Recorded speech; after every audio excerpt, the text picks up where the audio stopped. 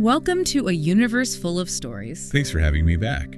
I'm really excited for this one. Same here, because, imagine a reality where a single handful of orange dust is worth more than, an entire fleet of starships. Right, yeah, it sounds crazy. It does. And imagine a universe that spans across galaxies, where humanity has conquered the stars, but computers, calculators, and artificial intelligence of any kind are strictly illegal. Just completely banned. Exactly. It's a reality where human minds are forced to do the mathematical heavy lifting of navigating through folding space, and where control of one single, completely desolate desert planet basically dictates the survival of trillions of people. It is honestly arguably one of the most expansive and complex and intimidating worlds ever put to film. Oh, absolutely. And Denis Villeneuve's monumental adaptations of the Dune universe, they operate on a scale that feels less like science fiction and more like, a historical documentary from a future we just haven't reached yet. That is a perfect way to put it. The geopolitical maneuvering, the mysticism, the incredibly realistic, gritty textures of it all, it demands a level of attention that casual viewing just it doesn't satisfy. And that is exactly our mission for this deep dive today. We are providing you, the listener, with an absolute, painstakingly detailed breakdown of the cinematic universe. We're covering Part 1 and Part 2, mostly to prepare you for the highly anticipated Dune Part 3. Right, which adapts Frank Herbert's brilliant and honestly super subversive novel, Dune Messiah. We want you to be ready for it. Not just, familiar with the names of the characters, but equipped with a strategic, historical, and biological understanding of a true mentat. Yeah, and that documentary feel that Villeneuve masterfully creates, it actually serves a very specific psychological purpose. Wait, really? Like a purposeful manipulation of the audio? Oh, totally. It lulls you into this false sense of security.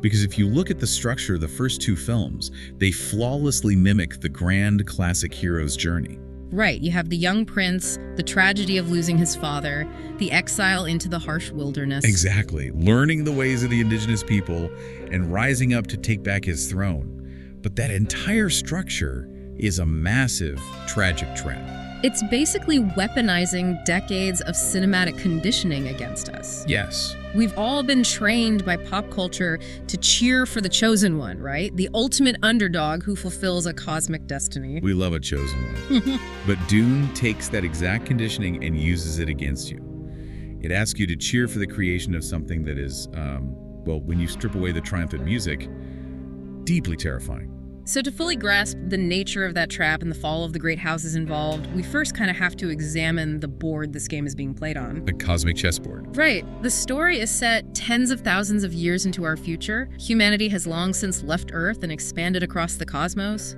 But instead of evolving into some utopian democratic federation like you might see in, Star Trek. Right, exactly. Human society has experienced this massive political regression. They have organized into a rigid feudal system known as the Imperium. Which is so fascinating. So despite having spaceships that are literally miles long, socially, they've basically crawled back to the Middle Ages. Yeah. You have great houses, which are essentially massive noble families who rule over entire planetary fiefdoms. And sitting at the apex of this incredibly precarious pyramid is the Emperor. The Abdishashad of the Fourth of House Carino. Right, and he technically rules the known universe, but his absolute power is actually kind of an illusion, isn't it? It completely is. The real power in this universe is an economic stranglehold that depends entirely on a single substance. The spice melange. The spice is the ultimate resource, and it dictates every single facet of life in the Imperium. Let's actually look at the mechanics of what the spice does, because it operates on multiple levels, right? Yeah. Physiologically, it extends human life significantly. It acts as this universal geriatric drug. So it's an anti-aging supplement. Basically, yeah. But furthermore, it expands consciousness. It grants superhuman cognitive abilities to those who consume it heavily over time. Which sounds incredible, right? But the stakes are much higher than just nobles not getting wrinkles. Oh, way higher.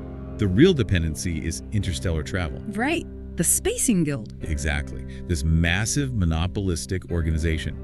They use specialized humans called navigators.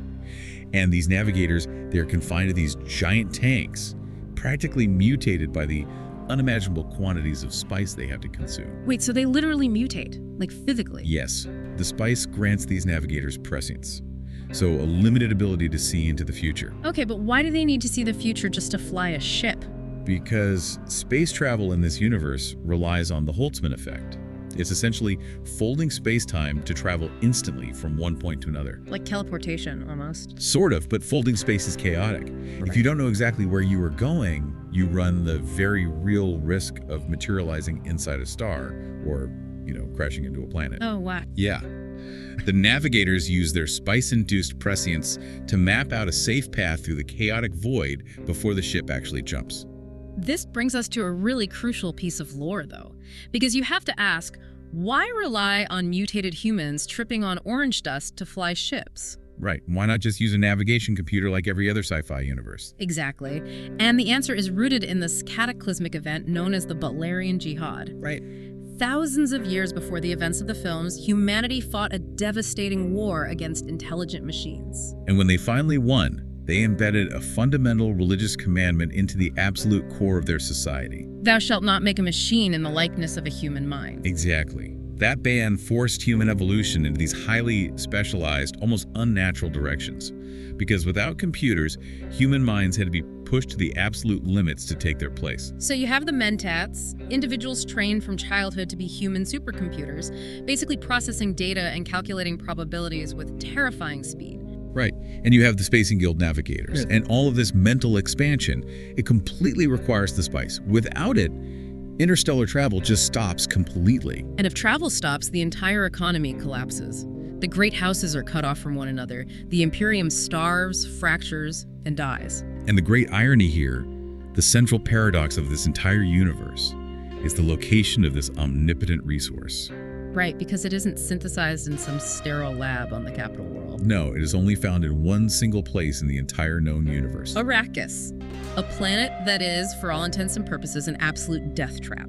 Completely. It is a lethal, unforgiving desert world where the temperature boils water and there is absolutely no surface moisture whatsoever. And it's not just the climate that's the problem. The planet is actively hostile.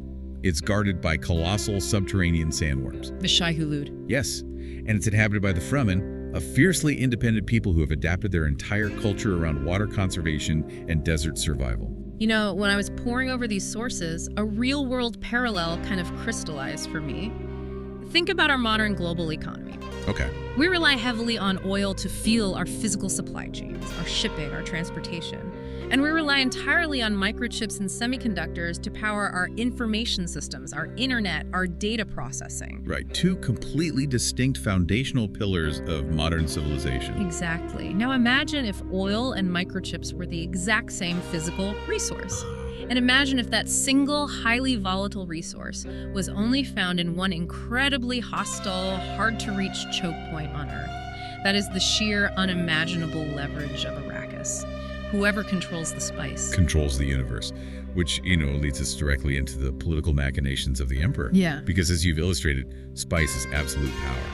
Giving a single noble house the governorship of Arrakis, it's essentially putting an immense, glittering target right on their back. And the Emperor uses this target to set a massive geopolitical trap. Exactly. We are introduced to House Atreides, led by the Honorable Duke Leto Atreides.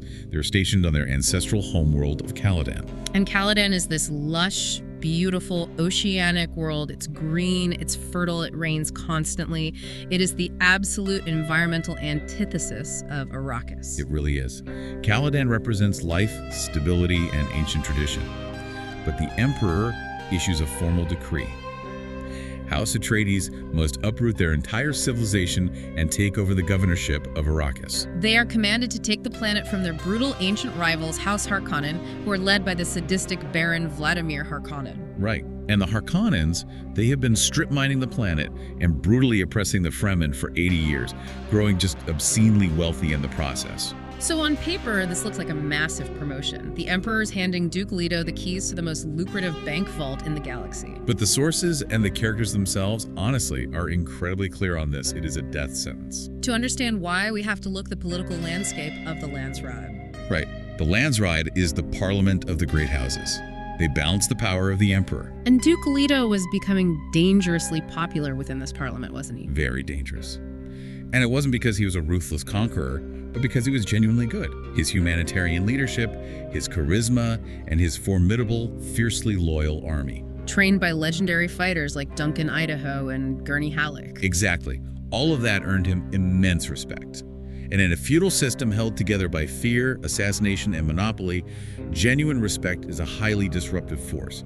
He was building a coalition. So the emperor recognized that House Atreides, given enough time, could build a political bloc capable of challenging the imperial throne itself. Exactly. So he designed a trap meant to solve two problems at once. By giving Arrakis to Leto, he sparked a blood feud. He gave the Harkonnens an irresistible reason to attack with everything they had. Effectively using one rival to eliminate another. Wait, hold on though. If Duke Leto is supposed to be this brilliant military mind, and he fully knows this is an imperial trap, isn't walking into it just pure hubris? Why not flee? Or just refuse the emperor's order? That's an important distinction to make. It wasn't hubris, it was a completely impossible calculation.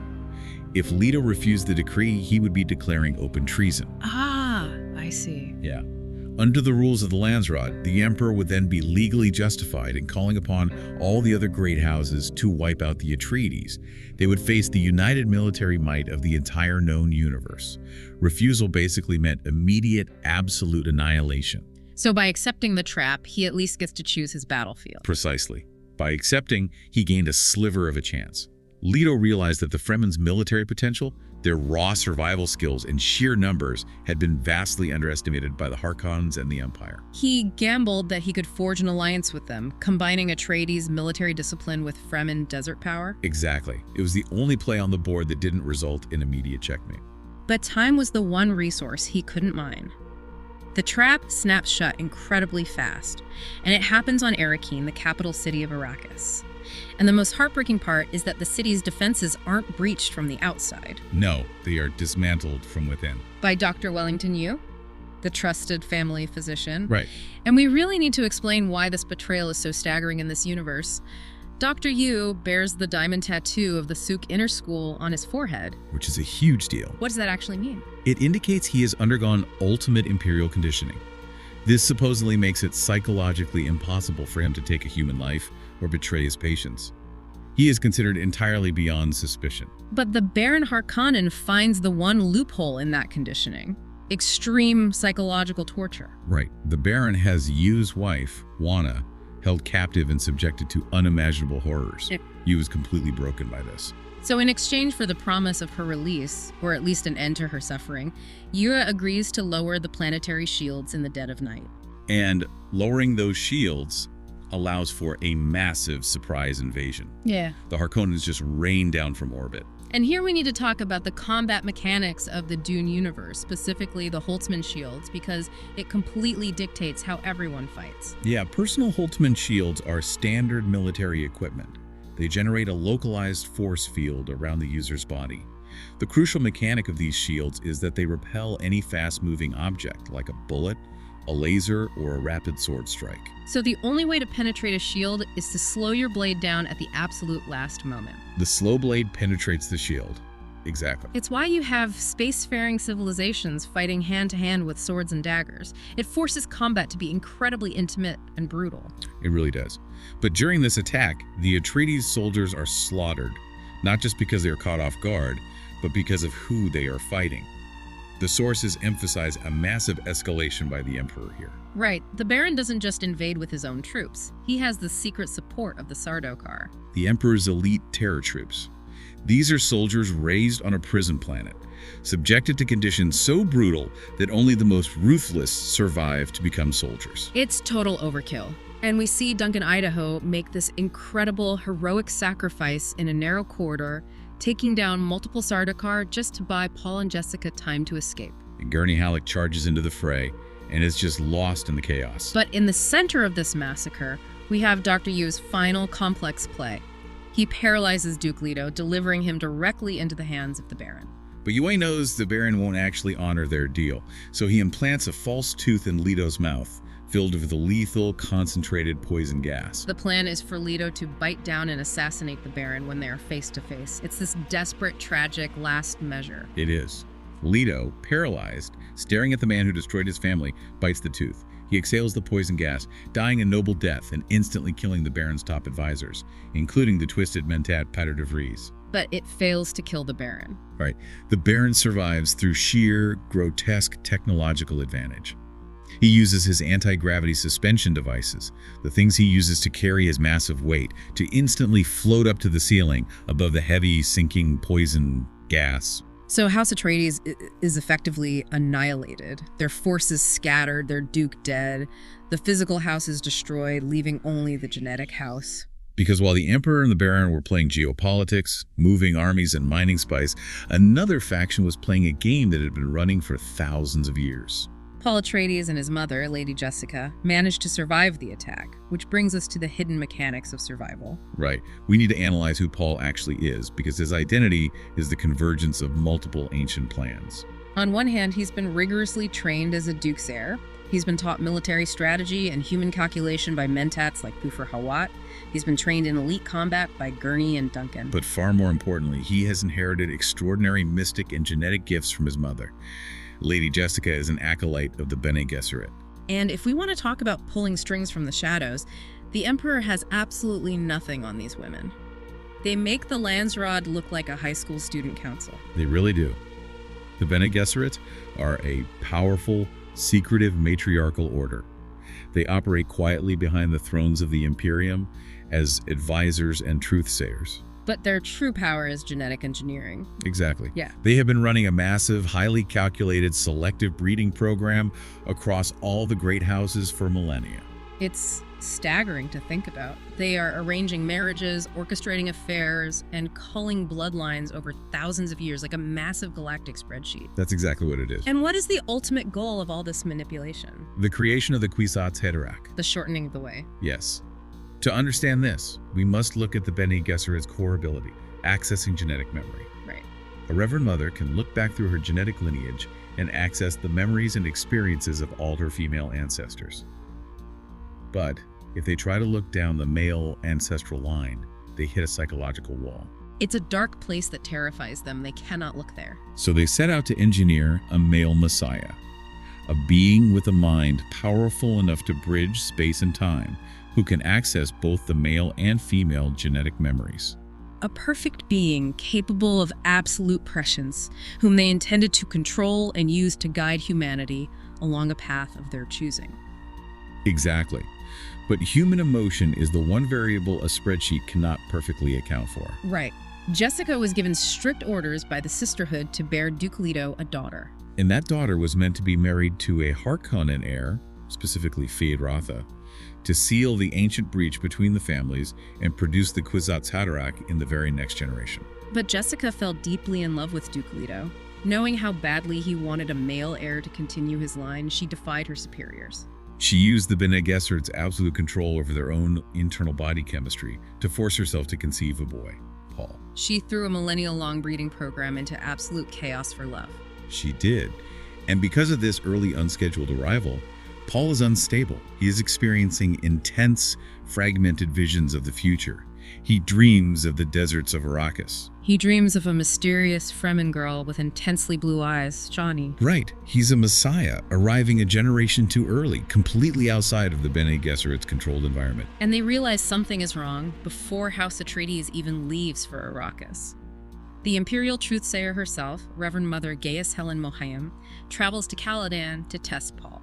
The Gom-Jabbar test. Yes, which is such a profound psychological and physical threshold. Let's break that down. Okay. Think about your deepest biological instinct. If you accidentally touch a burning hot stove, your hand pulls back before you even consciously realize it's hot, right? Your nervous system bypasses your brain to protect the flesh. Exactly. The Gom-Jabbar test forces you to override millions of years of animal evolution through sheer willpower. Mohiam makes Paul put his hand inside a small, unassuming black box, and she holds a Gom-Jabbar, a needle tipped with instant lethal poison, right at his neck. And the box induces the sensation of excruciating, flesh-melting pain in his hand. It simulates his hand burning away to the bone. And if he pulls his hand out on instinct, like an animal fleeing a trap, she will stab him with a needle, and he will die instantly. It's a test of humanity. Can your conscious mind dominate your animal instincts? And Paul passes. He endures pain that the Reverend Mother implies no one has ever survived before. It's the first real confirmation that despite Jessica's disobedience, Paul might actually be the Kwisatz Haderach. That intense Bene Gesserit training is precisely what saves Paul and Jessica during the Harkonnen coup. After Dr. Yu's betrayal, they are captured. Right. The Baron intends to fly them out into the deep desert and abandon them to the elements and the sandworms. It's a clean assassination. It leaves no political trace, no bodies to prove Harkonnen involvement. But they use the voice, which is honestly one of my favorite mechanics in the lore. The voice is an advanced Bene Gesserit technique of vocal manipulation. It requires acute observation and immense control. So how does it actually work? By instantly analyzing a person's psychological vulnerabilities and altering their pitch and tone to perfectly match the frequency that bypasses the listener's conscious mind, they can compel absolute involuntary obedience. It's essentially hacking a human brain through audio. Exactly. And they use the voice to force their Harkonnen captors to literally murder each other inside the flying ornithopter. They crash land and escape into the immense trackless desert. They are completely cut off, hunted in the most hostile environment imaginable. But Paul refuses to flee off-world. He realizes that to survive and to eventually avenge his father, they must execute Leto's original, desperate plan. They must seek out the Fremen, which leads us into the events of the second part, because surviving the desert means joining the Fremen. Right. And to integrate into their society, Paul has to confront the very myths his mother's secret order planted there centuries ago. Let's look at how they managed to assimilate into this deeply insulated culture. After a harrowing journey across the deep desert, utilizing tools like the thumper to distract a massive sandworm, Paul and Jessica are intercepted by a Fremen tribe from Siege Tab, led by the chieftain Stilgar. And among them is Chani, the girl from Paul's fragmented visions. We have to talk about the still suits here because it highlights the genius of Fremen survival. A still suit is a full-body garment designed to capture and reclaim all of the body's moisture. Sweat, respiration, urine, it's all filtered and pumped back into catch pockets for drinking. Without a still suit, a human would die in the deep desert in hours. The Fremen are so adapted to water scarcity that their entire culture revolves around it. Right. Spitting is actually a sign of immense respect because you are sharing your body's moisture. It is a culture forged by extreme environmental pressure. So when Paul and Jessica are intercepted, they aren't just welcomed with open arms. They are seen as weak outworlders, liabilities in an environment that punishes weakness with death. And to prove his worth, Paul is challenged to a duel to the death by a hardened Freeman warrior named Jameis. This duel is the defining threshold for Paul. Up until this moment, he has been trained to kill by the greatest fighters in the universe, but he has never actually taken a human life in combat. Jameis represents the brutal, uncompromising reality of Arrakis. But Paul uses his superior Atreides martial training and the weirding way of the Bene Gesserit to defeat Jameis. He takes a life, and in doing so, he earns his place in the tribe. Right. Following Freeman custom, he takes on two names. His public Freeman name, Muad'Dib, after the resilient large-eared desert mouse that survives in the brush. And his private Sish name, Usul, meaning the base of the pillar. He also learns to move like them, sandwalking. Because the desert is essentially a massive minefield, but the mines are giant worms. If you walk normally, the rhythmic thumping of your footsteps mimics the vibrations of prey. The worms are drawn to rhythm. Exactly. So you have to walk without rhythm, a broken, sliding, driding gait that blends in with the natural shifting of the sand. Under Stilgar's mentorship, Paul masters these mechanics. He integrates completely, transforming from a displaced noble into a hardened, highly effective guerrilla fighter. And his guerrilla tactics are devastating. He is blowing up spice harvesters, raiding depots, and crippling the Harkonnens' planetary spice production. But the physical war is just a backdrop. The real war, the one that defines the tragedy of this story, is the psychological war for the control of the Fremen themselves. You're touching on the absolute core theme of Villeneuve's second film, the ideological fracture within Fremen society regarding who Paul actually is. Right. There's a prophecy circulating among the Fremen, the Lisan al-Gaib, the voice from the outer world, a messiah who will come from off-world, lead them to freedom, and turn the desolate desert of Arrakis into a green, living paradise. And the presence of this prophecy is not a coincidence, and it deeply divides the Fremen. On one side, you have the Fremen of the Deep South. They live in the most extreme, uninhabitable regions of the planet, cut off from the rest of the world. They are deeply religious fundamentalists who cling to this faith as a mechanism for survival. Stilgar becomes the primary voice of this faction. Stilgar's belief becomes absolute confirmation bias. If Paul performs a brilliant tactical maneuver, he's the Messiah. If Paul actively denies being the Messiah, Stilgar says, well, only the true Messiah would be so humble as to deny it. There is literally no escape from the narrative. It traps Paul completely. It does. On the other side, you have the Freemen of the North, the Skeptics. This faction includes Chani. This is where we have to talk about the missionary protectiva. Chani loves Paul. She loves the man who fights beside her, the warrior who bleeds with them, but she violently rejects the prophecy of the Lisan al-Gaib. Because she understands it for what it is, engineered colonialism. Right. Centuries ago, the Bene Gesserit seeded religious myths, superstitions, and prophecies on primitive worlds across the galaxy. And the goal was purely pragmatic. If a Bene Gesserit sister was ever stranded on one of these worlds, she could exploit these pre-planted myths, cast herself as a holy figure, and gain immediate protection and power from the local population. It's psychological manipulation on a planetary scale. They weaponized religion as a safety net, and Chani sees right through it. She knows this Messiah narrative is a lie planted by outsiders to enslave her people's minds. She fears the religious fervor building around Paul, even as she falls in love with him. And Paul knows she's right. He has seen the origins of the myth. Furthermore, his limited prescience shows him terrifying visions of a holy war, a jihad spreading across the universe in his name, burning everything in its path. He actively tries to avoid it, but his very success as a guerrilla leader forces the Harkonnens into a corner, and their reaction pushes Paul past the point of no return. Paul's attacks aren't just an annoyance, they are churking the lifeblood of the universe. When you threaten the Harkonnen wallet, the Baron's response isn't negotiation, it's overwhelming escalation. He realizes his nephew, Glossu Rabban, is failing to contain the Fremen, so he sidelines Rabban and calls in a true psychopath. He brings in his other nephew, Feyd-Rautha Harkonnen. The introduction to Feyd-Rautha on Giedi Prime is one of the most visually arresting sequences. Villeneuve shows us a world under a black sun, drained of all color, entirely monochromatic.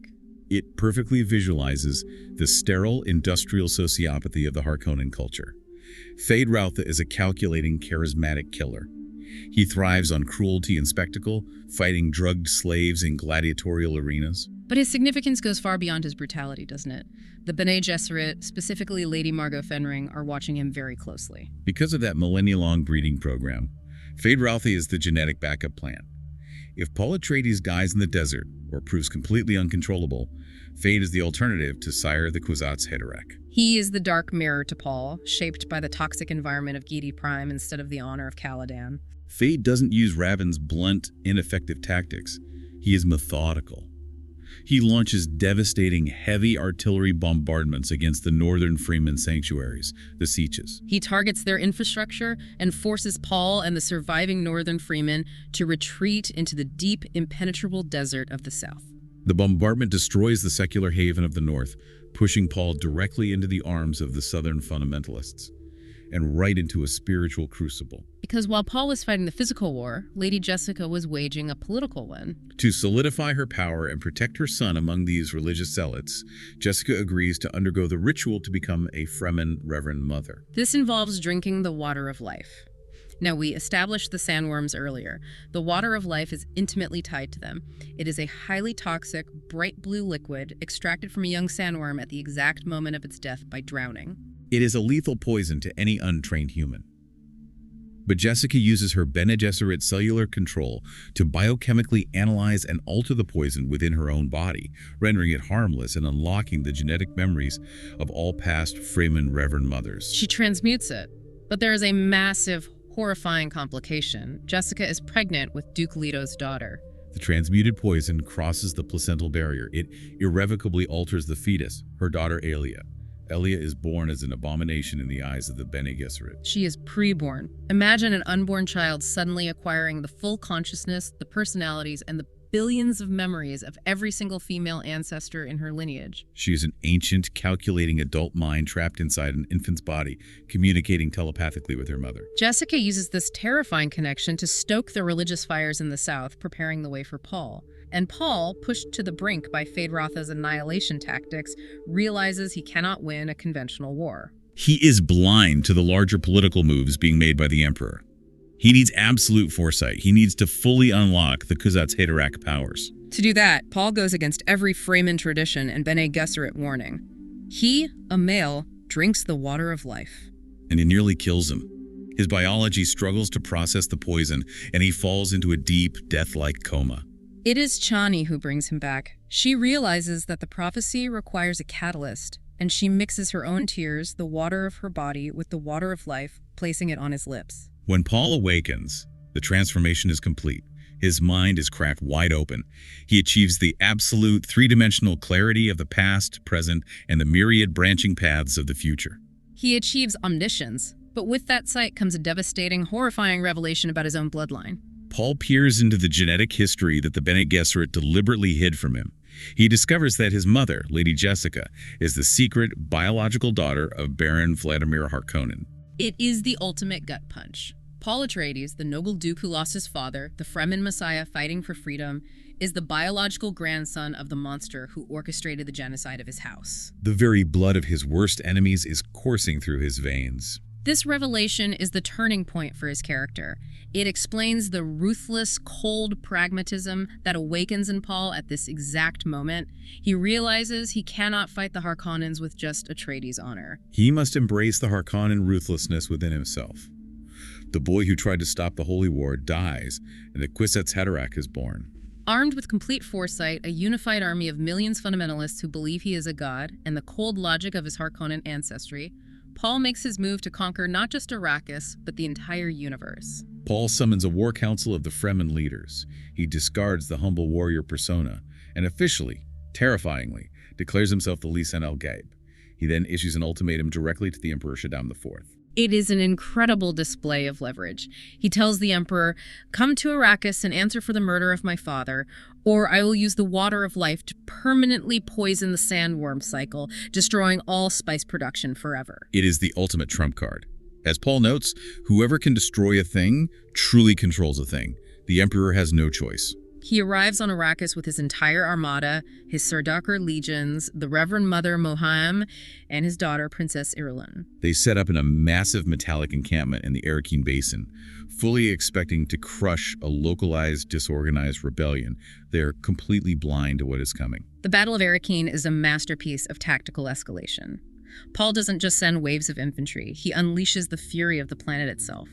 Under the cover of a massive, shield-shorting sandstorm, Paul utilizes the hidden Atreides atomic weapons. And the use of atomics is strictly forbidden against human targets under the Great Convention, the treaty that binds the Great Houses. Mutually assured destruction keeps everyone in check. But Paul finds the loophole. He doesn't use the atomics on the Emperor's troops. He uses them to obliterate the shield wall, the massive mountainous barrier that protects the capital city from the deep desert and the sandworms. By breaching the shield wall, Paul allows the Fremen to ride colossal sandworms directly into the Arrakeen Basin, right into the Imperial encampment. It is an absolute terrifying rout. The Sardaukar, the most feared elite soldiers in the galaxy, are massacred in minutes by millions of fanatical Fremen raiding prehistoric monsters in a blinding dust storm. The Emperor's impenetrable fortress falls almost instantly. The physical victory is swift and brutal. Paul storms the Imperial Command Center. He finds the Baron Harkonnen crippled and crawling on the floor.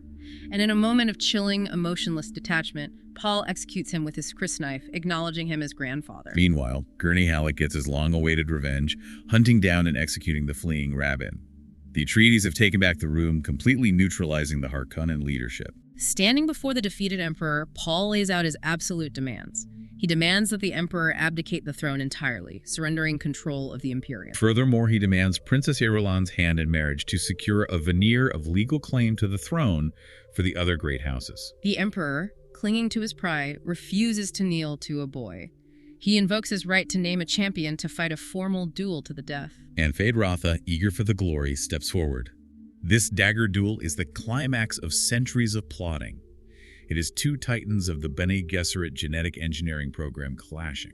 The Kwisatz Haderach versus the backup plan, and it is brutal. There are no energy beams, no massive explosions, just two incredibly lethal fighters with knives, utilizing the mechanics of the Holtzman shields to find an opening. Feyd is utterly ruthless and actually manages to stab Paul. But Paul endures. He takes the hit, relies on his Atreides training, and drives his blade fatally into Feyd's chest. The Harkonnen bloodline is officially ended. Seeing his champion fall and realizing the absolute hopelessness of his situation, the Emperor is utterly broken. He kneels, kisses Paul's Atreides' signet ring, and surrenders the universe. But it is a profoundly tragic victory, because while Paul has won the room, the great houses of the Landsraad, who are waiting in orbit in their massive, heavily armed ships, refuse to recognize Paul's legitimacy. They reject his ascension and prepare to bombard the planet. This is the moment the trap of prescience closes fully around Paul. He looks at his fanatical Fremen commanders, led by a fiercely devoted Stilgar, and he issues a chilling command: lead them to paradise. It is the order to start the Jihad, the Holy War. The Fremen board the Spacing Guild ships, armed with overwhelming numbers and consumed by an unstoppable religious fervor, ready to scour the universe of anyone who resists their new messiah. The atrocities Paul saw in his visions, the billions of deaths, are now unavoidable reality. And amidst this cosmic escalation, Villeneuve zooms in on the intimate, emotional core of the tragedy. Lady Jessica looks on with a calculating pride, noting that her unborn daughter's war has begun. But Chani is heartbroken. She realizes that the man she loved, the Yuzul she knew in the desert, is gone. Paul didn't just choose political power by marrying Irulan, he chose to become the very religious monster she feared. He activated the Bene Gesserit myth, enslaving her people's minds to fuel his own galactic conquest. She refuses to bow to him. The film ends with Chani walking away from the throne room, walking out into the deep desert, and preparing to ride a sandworm alone. She turns her back on Paul's new empire. She is the only character who retains her moral clarity, who sees the horror for what it is, and she is left completely alone. It is a powerful, haunting image that leaves you breathless. But it also begs the question, what happens next? What happens when the underdog wins, takes the throne, but becomes the ultimate oppressor? That is exactly the thematic territory of Dune Messiah, the source material for the upcoming Dune Part 3. We've witnessed the rise and the trap of the hero's journey. Now we must look forward to the brilliant, subversive deconstruction of that hero. Based on the lore breakdown of Messiah, Part 3 is going to feature a significant time jump. We are going to see a universe entirely transformed by this holy war. The sources state that over 60 billion people have perished across the galaxy in Paul's name. 60 billion. It's unfathomable. The jihad was uncontrollable, a fire that consumed the Imperium and Paul. He is no longer the young, dynamic, hopeful leader. He is a tired, trapped, cynical ruler. He is crushed by his own omniscience. Imagine waking up every day and knowing exactly what everyone is going to say before they say it, knowing every single consequence of every action before you take it. The surprise is gone from life. He is worshipped as a living god by the Fremen, but his massive empire is built entirely on guilt, blood, and fear. And an empire built on fear inevitably breeds conspiracies in the shadows. The sources outline several fascinating new alliances forming against Paul's absolute rule, plotting his downfall. First, you have Princess Irulan. She is trapped in this loveless, purely political marriage, serving as the official historian of an empire she secretly resents, while Paul refuses to give her an heir. Then the Bene Gesserit. Their millennial breeding program was hijacked, their Kwisatz Haderach went rogue, and they are desperate. They are working frantically behind the scenes to assassinate Paul and regain genetic control of the Atreides line. The Spacing Guild is in on the conspiracy too. They are absolutely terrified of Paul. Because he controls Arrakis, he has his finger hovering over the trigger of space destruction. If he destroys Arrakis, the navigators die, the guild collapses, and the universe goes dark. They need him removed. And perhaps most intriguingly, the sources introduce a new, bizarre faction we haven't seen on screen yet. The Tlaxu, or the Fleshmasters. They are a deeply secretive sect of biological engineers. They are experts in espionage and the creators of clones, known in the lore as Golas. Golas, yes. Clones grown from the dead cells of deceased individuals. Without giving too much away, injecting a clone of a deeply loved fallen friend into Paul's court is going to introduce some incredibly twisted psychological warfare. We will also see the terrifying evolutions of those closest to Paul. Alia Atreides will be grown into a young woman. A young woman with a terrifying mystic power and the ancient, manipulative consciousness she was born with. She's going to be a massive wild card in the political landscape. And finally, the deep emotional rift between Paul and Chani will serve as the central, tragic core of the film. Can a relationship fundamentally broken by prophecy, holy war, and political betrayal ever be healed, or is the damage permanent? It is going to be incredibly tragic. The first two movies warned us about the dangers of charismatic leaders and the disaster of blindly following messiahs. But Part 3 seems to argue that even the leader themselves becomes a victim of their own myth. Paul is just as trapped by his godhood as the people he conquered are trapped by his armies. I believe that is the exact thesis of Frank Herbert's work. The Messiah is trapped by the altar built for him.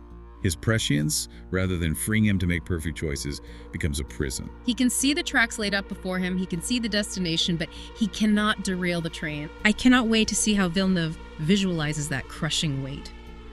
Well, we have covered the rigid structure of the Imperium, the ecological necessity of the spice, the political trap of the Emperor, the engineered prophecies of the Bene Gesserit, the horrors of the Holy War, and the tragic horizon of Dune Messiah.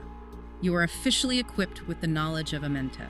If you enjoyed this deep dive into the sands of Arrakis and want to keep exploring universes like this with us, make sure you subscribe to the channel, leave a like, drop a comment with your thoughts on Paul's journey, and share this with anyone preparing for the next chapter of Dune. And as we leave you to ponder the fate of Muad'Dib, consider this final thought. Paul can now see every possible future with absolute clarity. But we have to ask, if you can see every step of the future before it happens, are you truly the master of your destiny? Or are you just a prisoner reading the script of your own tragedy? Until next time, keep reading the script.